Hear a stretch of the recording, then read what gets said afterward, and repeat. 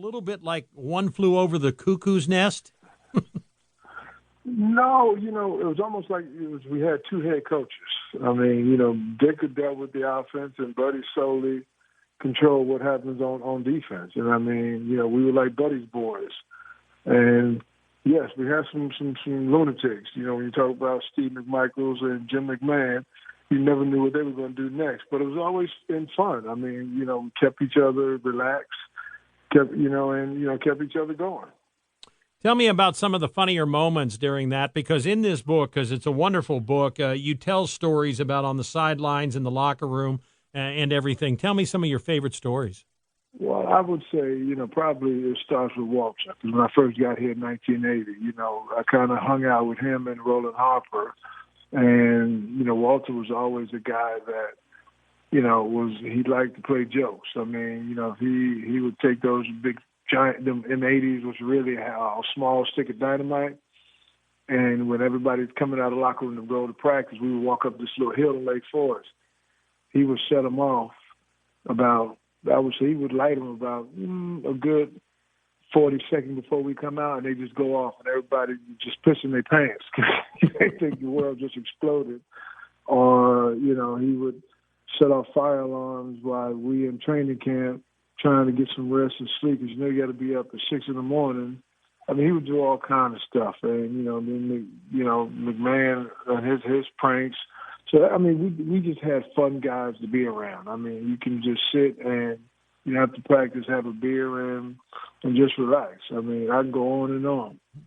One of the things I know John Madden told me was about the Miller beer commercials, and I'm sure you remember them as well, that the tapings were very, very interesting. And I am assuming the same can be said when you did the video, and the whole, after the Super Bowl, the shuffling crew and everything.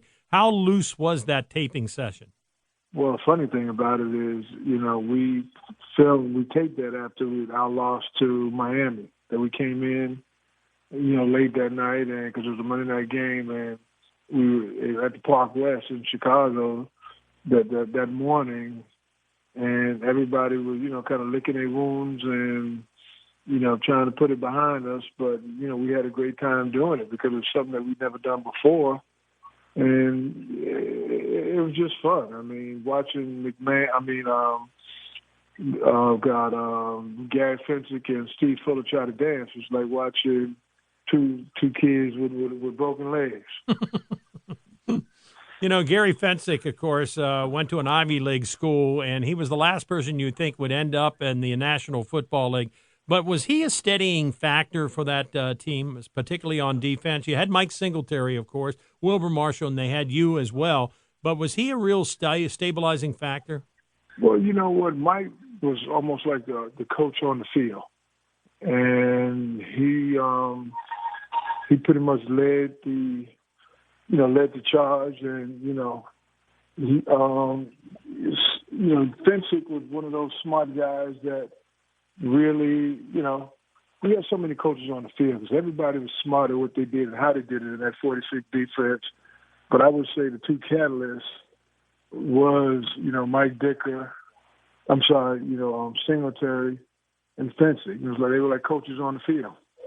And what about Mike Ditka? How would you describe his personality as a coach during the course of that championship season? Well, I would say, Mike is Mike. I mean, you never know what you're going to get. What day you come in. One day he'll speak to you. One day he didn't know you. He wouldn't speak to you. One day he would cuss you out. So you never knew what you were getting. But you knew one thing. He was one of those kind of no-nonsense guys that kind of, trying to get the best out of you. He just at times didn't know how to do it, but that was his intention. Otis, everybody looks for perfection, and in that season, that 85 season, you guys came within one game of having a perfect season. Does that still rankle you a little bit that you lost that game to Miami? None whatsoever. I mean, the key is to win the Super Bowl, and that's what we did. It would have been nice if we were undefeated, but I'll take 18-1 in the ring that I have on my hand any day. When you think back on your long, successful career, particularly in Chicago, what are the things that stay with you? What means the most to Otis Wilson?